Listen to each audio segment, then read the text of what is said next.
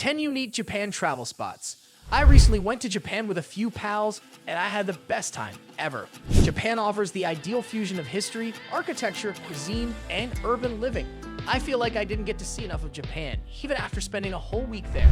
In addition, Japanese people are among the most courteous and polite people in history.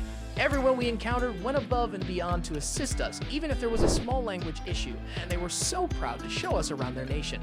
I've included my top 10 must-do travel experiences in Japan to help you make the most of your stay there. At the conclusion of this list comes a more thorough travel schedule. Don't forget to like this video and give us thumbs up so we can keep uploading videos with consistency. Number 10. Temple Tour. Once the capital of Japan, Kyoto is a city full of palaces, Shinto shrines, and Buddhist temples. Kiyomizu Temple, a Buddhist temple that is recognized as a UNESCO World Heritage Site and is among the biggest and oldest in Kyoto, is undoubtedly included in many of the images you see of the city. It's a must-do experience that should be high on your itinerary for your trip to Japan. Make sure to stroll up to the secluded pagoda, which draws fewer tourists, after passing through the temple's main altar.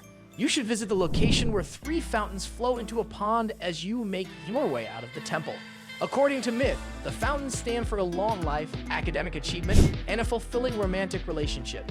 Drink from no more than 2 streams to avoid being viewed as avaricious. You can also take some time to explore the Ninenzaka neighborhood, which is home to a lot of independent stores and food vendors outside the temple. You can visit the Kingaku-ji Temple, another Zen Buddhist temple and UNESCO World Heritage Site in the afternoon. One of Kyoto's most tranquil locations is this 3-story golden pavilion situated in the center of a pond, a sight you should not miss when visiting Japan. You can go to the Kodeiji Temple in the evening. We strolled through the giant neighborhood en route, which is well known for being a geisha sighting location, in addition to having a brief lighting show and a tiny bamboo forest, which was also illuminated at night. The Kodeiji Temple was exquisitely lit at night. Number 9. Fushimi Inari. A group of shrines called Fushimi Inari are situated atop a mountain. More than 1,000 torii gates, the orange and black gates you have probably seen in images are spaced between lesser shrines and the main shrine, which is located at the bottom. Give yourself adequate time to investigate things in solitude. The hour we had was clearly insufficient. This monument does not charge an admission fee. Although there are always a ton of tourists here, the area gets quieter as you go higher. There are a few stores offering some regional specialties along the route to and from the gates. Number 8. Arashiyama Bamboo Forest.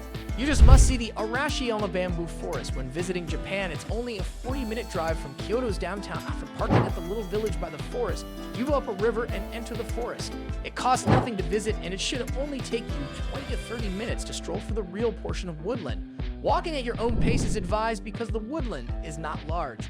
Be aware that you will need to travel early in the morning to avoid the large number of tourists. Number 7. Hiroshima Peace Memorial. Though a very depressing place, the Hiroshima Peace Memorial is worthwhile to have on your schedule when visiting Japan. UNESCO has declared the A-Bomb Dome, as it is generally known, a World Heritage Site. Following the United States' 1945 detonation of the first atomic bomb on Hiroshima during the closing stages of World War II, this building was the only one still standing close to the bomb's hypocenter.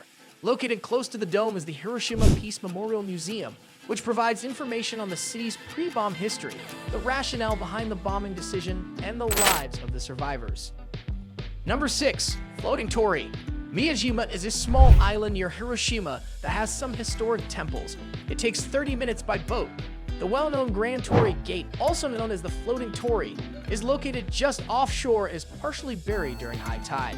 You must include this on your itinerary for your trip to Japan, as it is undoubtedly one of the most picturesque locations in the nation. You can stay the night or just visit for the day. Number 5. Eat ramen. Japan is a foodie's paradise. It offers the tastiest, freshest meals available anywhere at extremely affordable costs. Naturally, one of the most iconic travel experiences in Japan is to eat ramen. Gogyo and Ippudo are 2 good places to visit. Tokyo hosts Ippudo's flagship store. Here, try the spicy ramen. Gogyo is well known for its scorched miso ramen, a flavor that isn't found very often. It has outlets in Tokyo and Kyoto. There are vegetarian-friendly alternatives at both of these locations. Number 4. Go bar hopping at Golden Gai Street and try cocktails in Ginza. Tokyo's Golden Gai Street is a narrow alleyway close to Shinjuku that is lined with numerous bars. You should definitely go to this neighborhood and visit several bars as they have the best whiskey and sing. Make sure to travel in small groups because there are only 6 to 8 seats available at each bar. Go to Ginza if you want to check out any speakeasies or cocktail bars. Bar Evans and Mori Bar are two possibilities in this region. Go to the Anda's Rooftop if you're searching for a fantastic rooftop bar. It should be noted that while bars in Ginza are more expensive, those on Golden Guy Street are more fairly priced. Number 3. Buy local souvenirs in Asakasu, Harataku, and Akihabara. If you want to buy mementos from the area, head to Tokyo's Asakasu, Harajuku, or Akihabara districts, each with their own unique vibe. Asakasu is home to Tokyo's oldest temple, Sensoji, and a plethora of charming little stores. Anywhere you go, you may purchase mementos like adorned chopsticks. There are lots of excellent restaurants nearby as well. Harajuku is a lively neighborhood with lots of quirky fashion stores to explore. Visit the nearby Shibuya Crossing, the busiest junction in the world, if you're in the region.